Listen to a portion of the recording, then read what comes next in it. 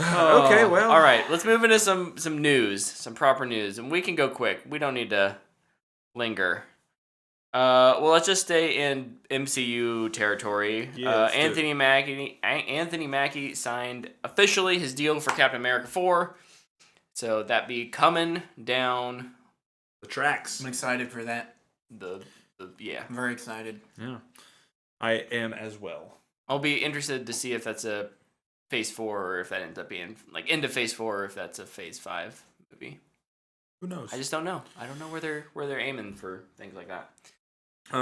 Also in the MCU, it was announced that Riri Williams, who is known as Ironheart in the comic books, will be making her movie debut in Wakanda Forever. And she's getting her Disney Plus show, right? Yep. She Okay. also will have a Disney Plus show. Is that live action? That one was animated, right? It's live action. Is it live action? Yeah. All right. Good for them. Yeah. She'll get her debut in Wakanda Forever and then her show. Awesome. Yeah. I know nothing about her.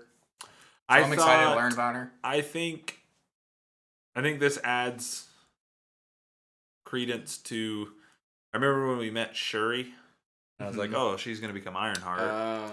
Well, plans have changed, obviously. Right. So I'm guessing that's why we're going the Riri Williams route.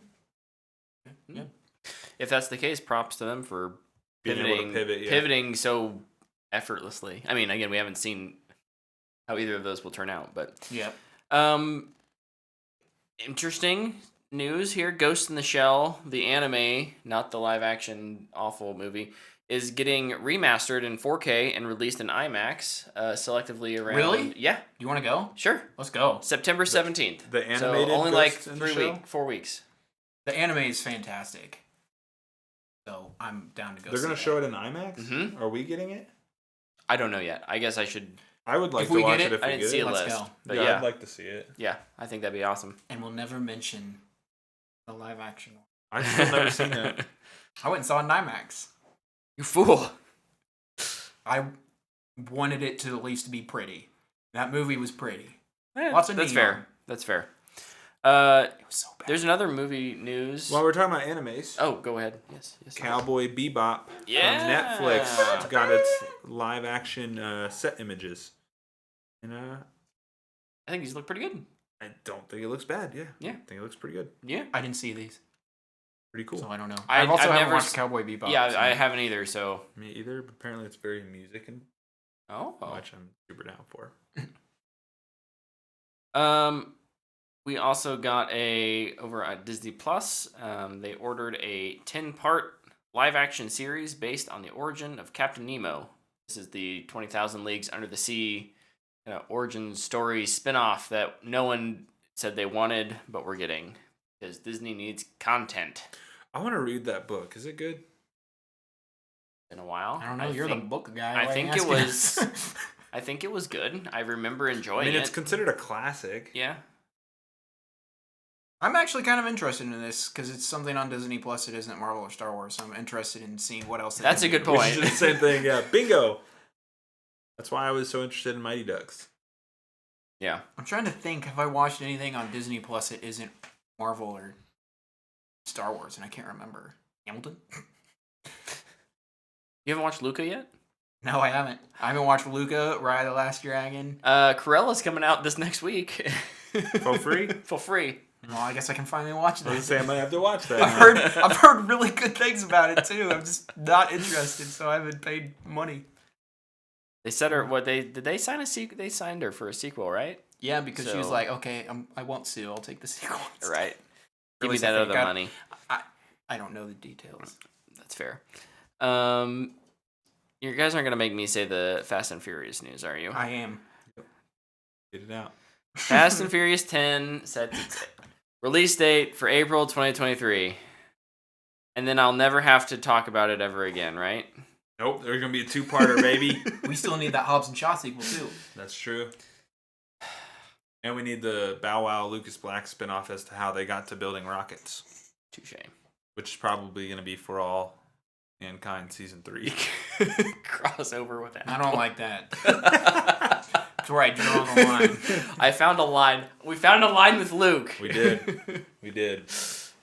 You just gotta keep Luke's like, pressing. Jurassic Park? Yes. Throw him in. Dude, it's For all gonna happen. mankind? No. I take my historical fiction space accuracy very seriously. There was no sound on the moon. It's the first time. Accuracy and fiction. I love it. What else we got? More movies. More movies. More movies are coming out? Yeah. What? Black Ooh. Canary movie. What? Is in development at HBO Max. This will star Journey Smollett, and it is being written by Misha Green. Misha Green? I find it really interesting that they were both on Lovecraft Country. Oh, they were, weren't they? Yeah. That got canceled or ended. I didn't see the ending. I don't know if it technically ended or not. Did it? Yeah. Okay. You wouldn't need a season 2. And then now they're working for on it to this. feel like a complete story. Makes me wonder if that's why they wanted to move her off of it. Maybe. I don't know. Or maybe My guess is that they saw some quality there from both of those, but they didn't get viewership from Lovecraft Country that they needed to justify season 2. So they're like, let's keep them around. We're the gonna budget that thing probably needs. Yeah, absolutely. So let's spitball here. Will Tomb Raider 2 ever come out? Because Misha Green is also doing that. Oh no, probably not. Probably not. Do we think this is where we finally meet Oliver Queen? No. I think he'll be in it. I think he'll be mentioned, but I don't think we'll. Ooh. He'll be a cameo. Yeah, maybe a cameo. I don't think we'll meet Oliver Queen, but we'll meet Green Arrow. Oh, That'd be fun, like an ending scene to the movie where he just like shows up. It's Mm-hmm. like, yo, what are you doing? My question is, do we get Huntress or Any of the others? Rosie Perez? I don't remember her name. The question, but not Character's really the name. question. What was her name? Shoot, we're horrible fanboys. Shame ourselves. yeah, you should. Montoya. Renee Montoya. Yeah, Renee Montoya. Yes. Luke got there. He's got Yeah, that I'm wondering if iron they'll trap show up. memory. hope I think it would make sense I like that. I really would too. liked the Huntress. based on where they left off. I mean, you could easily just not have him, but why not? I Have a just little wonder who the villain continuity would be. there. I'd be really interested to see who they choose as the bad guy. Oliver Queen. I mean, Could be interesting. An I interesting don't take. hate it.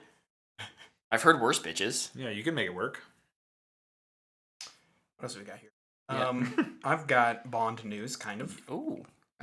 The creative people behind all the Bond stuff have kind of just been listening to everybody talk about how Amazon is going to make a series now that they have Bond. And they're just like, no, absolutely not. We only make movies. So they kind of just shut down those Interesting. rumors, Yeah. which I like. Yeah, I'm I fine. said also when we were all You talking did about say it, that. I said no, they only make movies. I think Tyler and I were both kind of on the I'm on the show train. like I won't rule it out, even if they say that. right. If they do a show, There's a lot of things I'll say they I won't committing- do, but if you give me enough money, I'll do it. I bet they're committing to James Bond yeah. is not going to have a show, but they will absolutely try and make a 00 In the Bond show in the universe Bond show, universe. yeah. Yep. They'll try if they ever get there. Probably. I'll hold out hope. I have video game news. You guys have other movie or TV show related? Nope.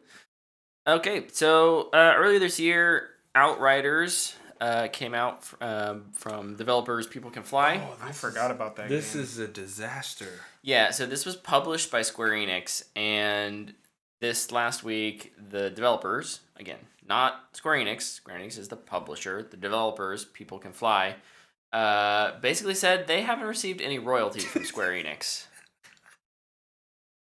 What the flip? So, Another reason to bash Square Enix, I guess. Yeah. Oh my gosh. in their contract, People Can Fly. They should sue. So there's two things. There's two things here.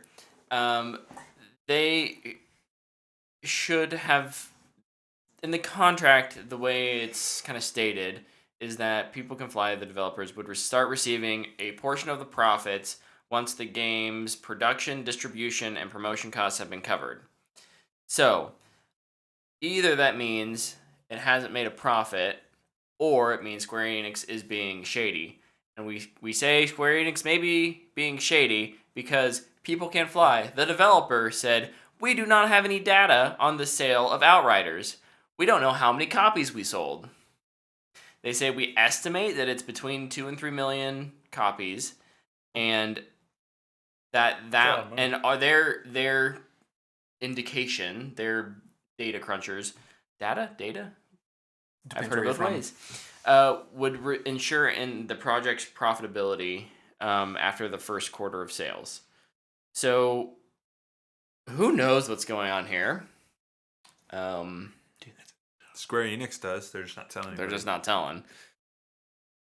So What I a don't disaster. know what the heck's happening. That is not where I thought that story was going to go. They did also announce on the back end of that they're still making DLC. DLC for it, yeah. My mind went to like worst case scenario is, we aren't able to continue supporting the game. Like, and that would be really quick for a game as a service that isn't a game as a service. Whatever's going on with that. I don't play the game. Yeah. Not expecting Square Enix isn't paying anybody and won't reveal any data on it. Wow. It's mind blowing. Crazy. Yeah. Very crazy. What a twist. So twisty. I did not like that movie, but I quote that all the time. Detective Pikachu. Yeah. I got 2 Fortnite stories here. Oh. I don't play the game. I don't think any of us play it anymore. No. Agreed. So Mecca Morty is joining Fortnite. If you're a Rick and Morty fan, they released a cool little teaser for Mecca Morty chasing down one of the other characters. Oh, that's fun. It's kind of funny. And then the other thing... Because the Rick skin was last season, I think. Yeah, right? Rick was last season, yeah. The other thing, they are adding an imposters mode. Just like Among Us, but it's Fortnite. So Fortnite, once again, is just copying everybody else's stuff, much like people have pulled things from them as well.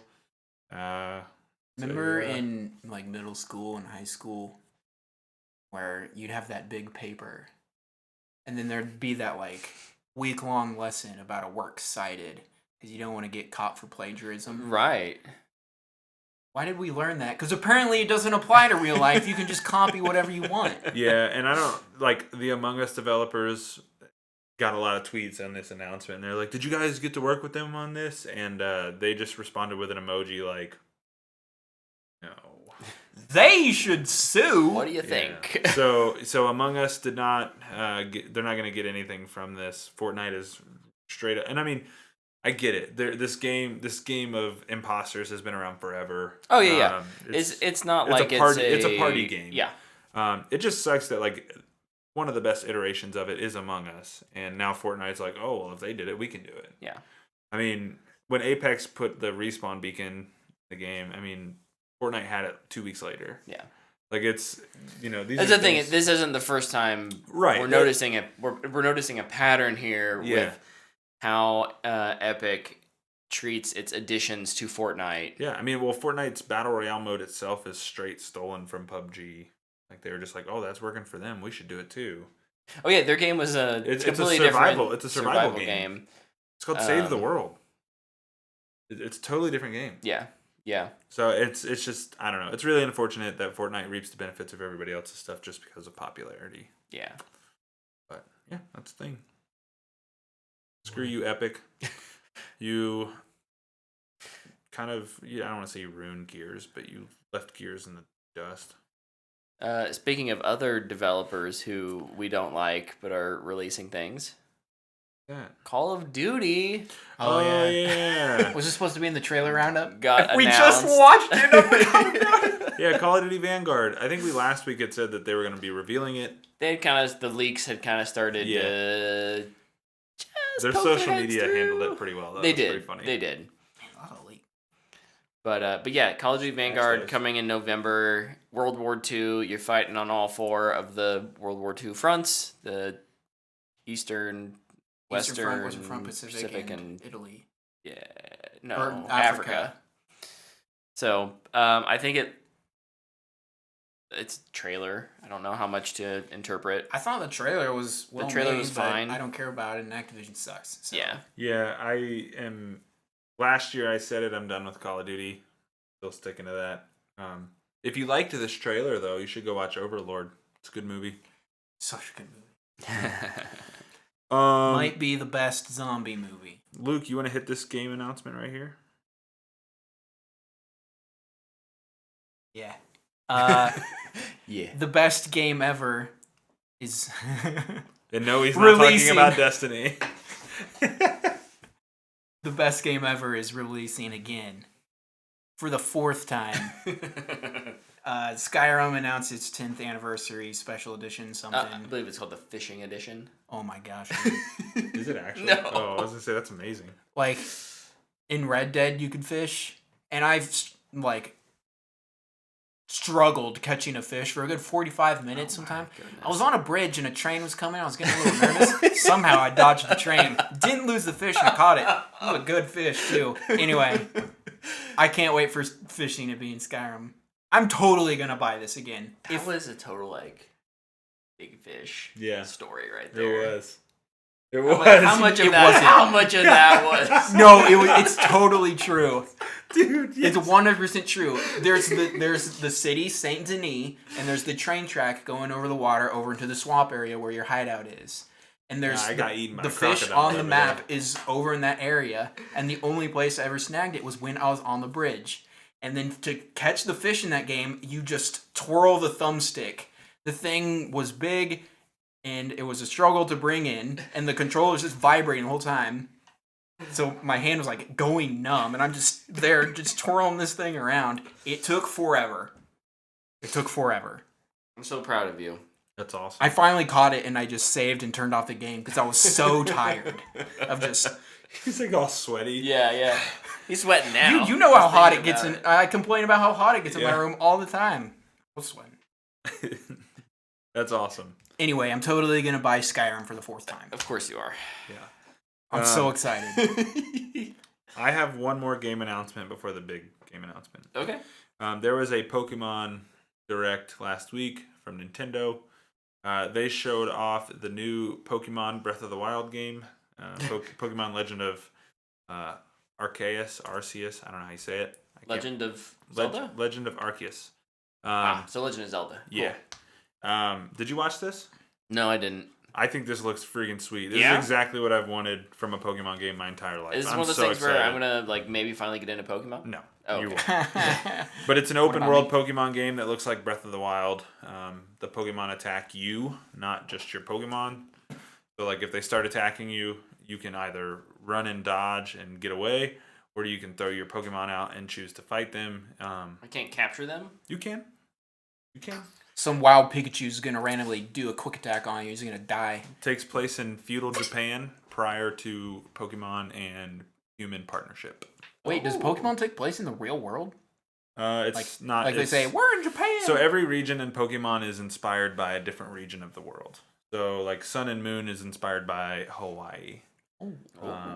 And Galar, the Galar region, which is Sword and Shield, so the newest games, are inspired by like Europe, like London, things like that. And so like the Galar region is very like soccer-y.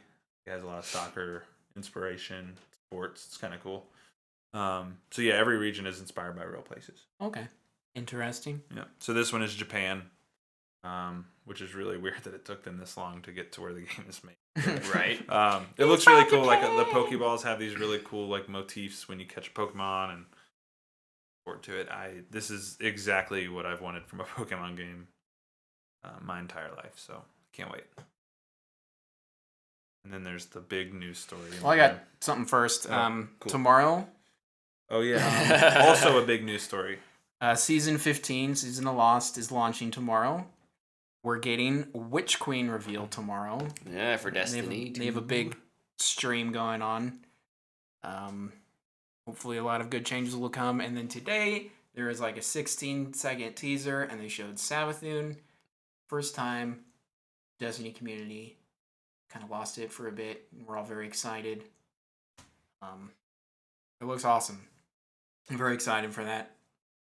And the other part is, this is more on the PC side, but Destiny announced that they're partnering, thank you, with BattleEye to be their anti-cheat, which has plagued PC a long time now. Yeah. It's really bad over there.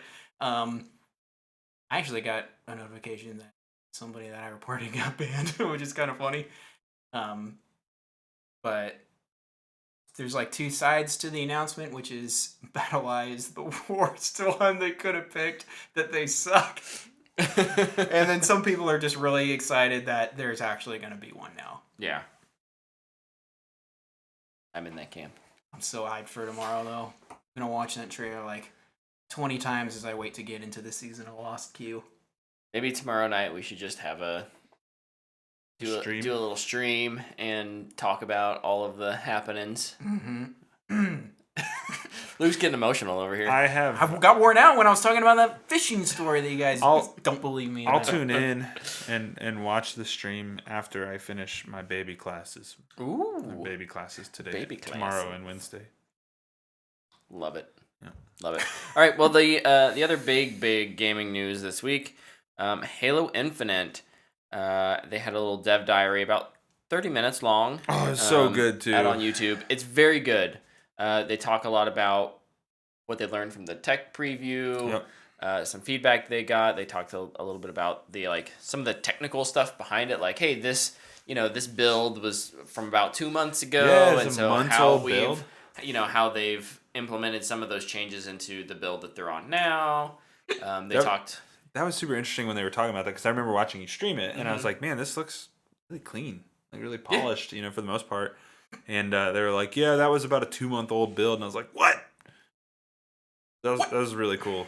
Yep. Makes me think of that dude. There is another tech preview flight, is what they call them, coming up. No set date yet. My guess would be mid-September.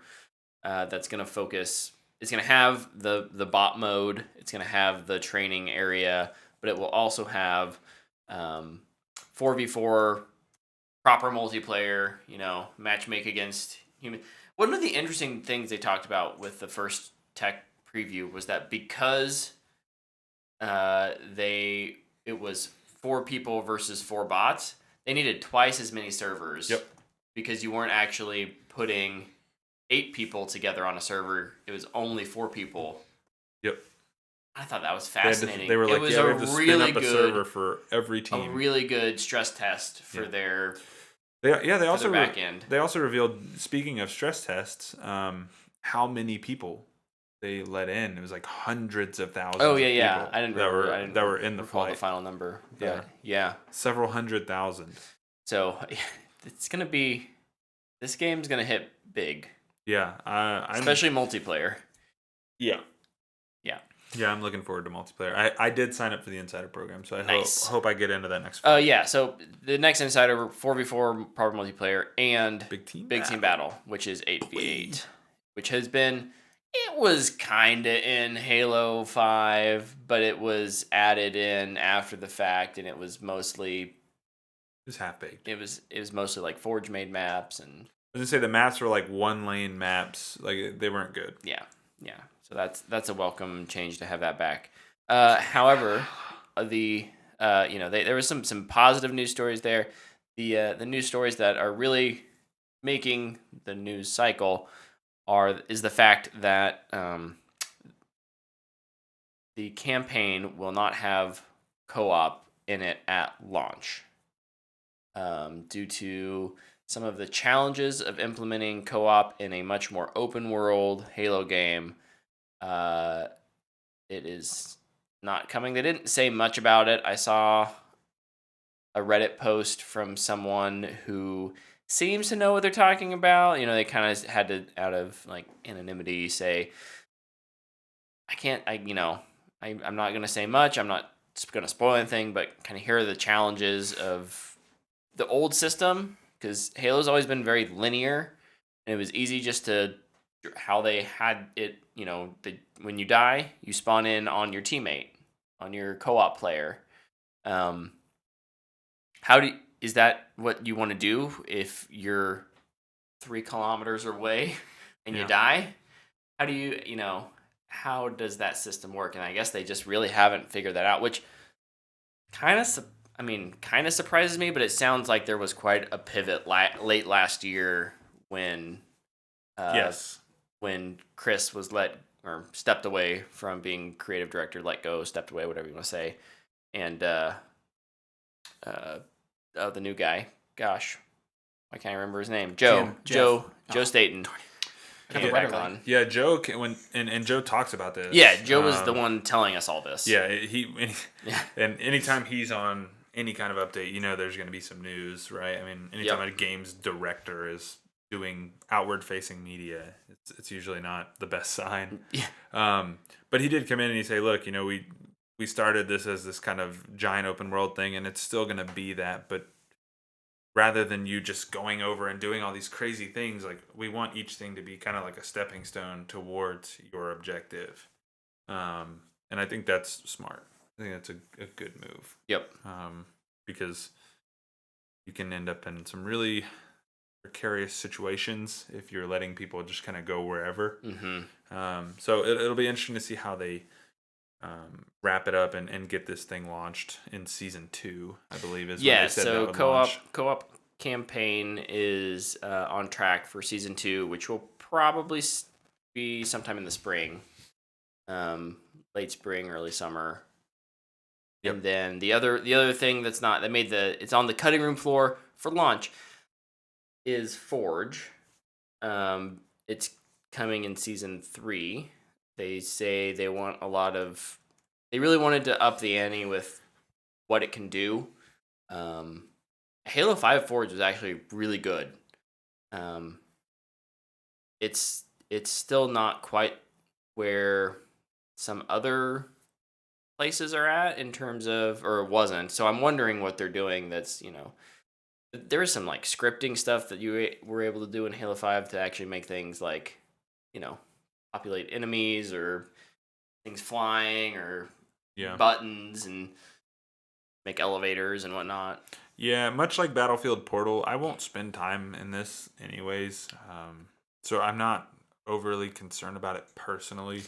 But I was listening to, Kind of Funny has an Xbox specific podcast, and they had Khalil on and Paris, he's worked with Xbox, and he's met with 343 like back when he did their press conference for Xbox. He was kind of talking about Halo and this game in particular, because that people are upset that these things are delayed at launch, and I think it was Khalil or Paris who said it, but they made a comment and they were saying this Halo has to knock it out of the park, because if they don't, this is their essentially last chance, because this is trying to bring in new audiences. The people who grew up with Halo. Luke hated Halo 5's story, right? If they don't knock this out of the park, there's a great chance Luke probably won't play another Halo game, right? I mean, and that's the reality for a lot of people. I know you would, but you're the exception, right? Like, people who hated Halo 5 may not come back to it. Right. I just want to remind everybody, I saw Star Wars The Last Jedi 3 times in theaters. Yeah. So, no, he was just talking about, this is essentially their last chance. Whereas campaign for Halo used to be the driving force of the game, and now, anymore, multiplayer is what drives it. Yeah. And if they, the multiplayer they're confident in, so they're going to launch it. And they should be, based on what I played. They're launching it free. It feels good. Yep. They're very pleased with where multiplayer is. He's like, but if the campaign is not good, then what? I will be salty until Halo Infinite. We're still Infinite. I think we're in a different era, though. And I'm not disagreeing with those comments. Oh, you can disagree with them if you want. I think we're in an era though now where a game, if it's big enough, if it's backed by a big enough corporation, fail, right? it almost can't fail. Yeah. We talk about Destiny a ton on this podcast, and how it almost died. Had it not had Activision at the time, really putting money into it, it probably would have died. We're talking Destiny 1, 7 years ago. Destiny. Is this when Taken King happened? And then Taken King happened. Or even Vault of Glass. Well, yeah, I feel brought a lot of people back. There were those elements that really made it shine that gave people hope.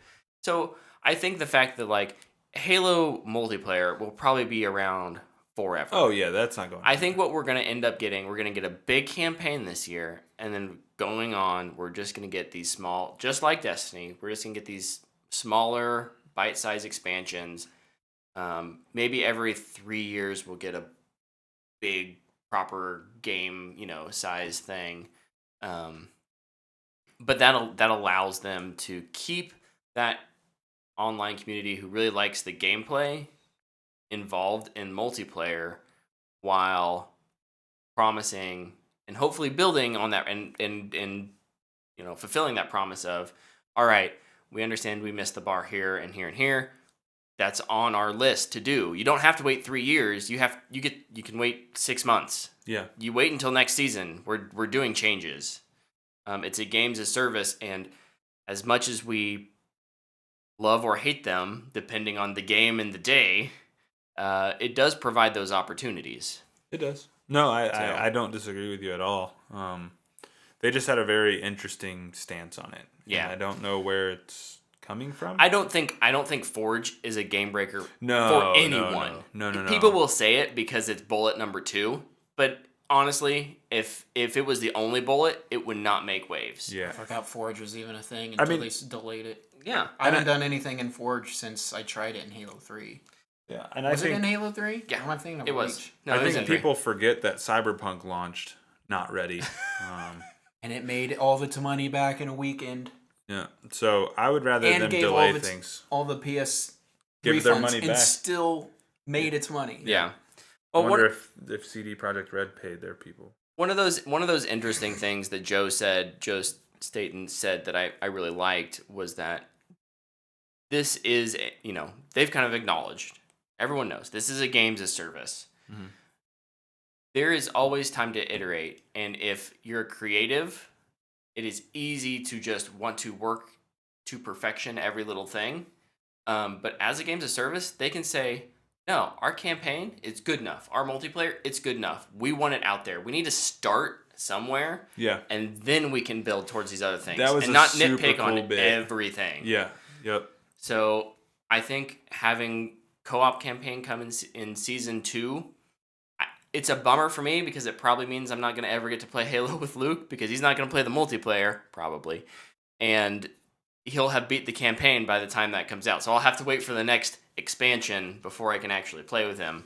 But for most people, it's probably not that big of a deal because there will be, when it comes out, there'll be a whole little, hey, we're going to add some new challenges and yada, yada, yada around it. And it'll get people to play the campaign again with their friends. That's when you run it on Legendary with your friends. Absolutely. Because then you'll know the ins and outs. Back in the day, me and my high school buddies, we did I think it was twice a year, at least once a year.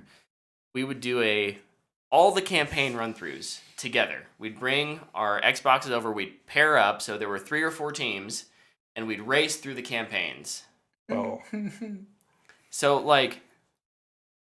we were playing those games years together after they came out. I know the landscape's different, but, if you have to wait 3 to 6 months, is it that big of a deal? I don't think so. If they can get it right and it doesn't launch buggy as heck, yeah, I'd rather have that than the whole game be delayed until February 2022. Yeah, I just can't wait to get my hands on the multiplayer, man. I'm so excited to try it out. I'm excited. I can't wait for Fortnite to steal the Battle Pass model that Halo is bringing too. I just hope the campaign is good. I'm nervous. Dude, the sign off for that Reddit post was so good. Yeah. I was like, gosh dang it. Hey, if the campaign is really, really good, there's a chance I'll co-op with you. But also probably not. Dude, we'll be playing, honestly, by that time, it'll be Witch Queen time for us. So we'll be playing through Destiny together. Oh my And I'll be over there playing Apex and Halo Infinite's multiplayer. Dude, I'm not going to have time. All these games. And when you guys are doing all that other stuff, I'll be fishing in Skyrim. Yeah, so I've sawed off my Destiny arm. I caught a mud crab. It's fine. I can forgive you. Yeah. We'll miss you. You guys enjoy. I'll watch you guys stream it. All right. I don't have the time. Can't wait for Gallahorn to come It's back. fine. It's all good.